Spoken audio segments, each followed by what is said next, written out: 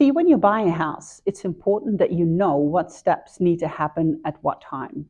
And as much as we'd like to be in control of the process, there are some things that we do have control over, and there are some things that we do not have any control over. But when we buy a house, I like to think in a timeline. So let me give you a little bit of an idea of what needs to happen at what stage. See, the first step in the process, I think, is the most important step, and that is talk to a mortgage advisor. Include them very early into the process. This is something that you could do at any time. The second part of the journey is something that we don't have any control over. You're dependent on what would come available on the market. You're dependent whether or not you like something. There's multiple factors that come to play, but this is something that we simply cannot control.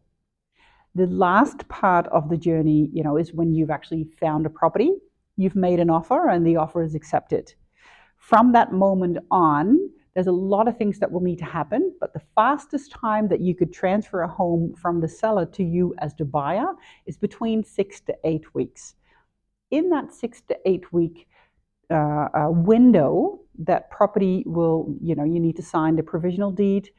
The property will need to be valued. You need to start your mortgage application, and oftentimes there's a lot of documents that you need to supply.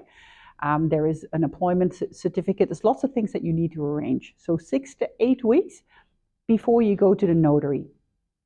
And that's when you receive the keys. You're also dependent on when the seller will move out. Now, you will know that when you're negotiating, because that will be part of your negotiations. But the fastest way to transfer is 6 to 8 weeks. Keep that in mind.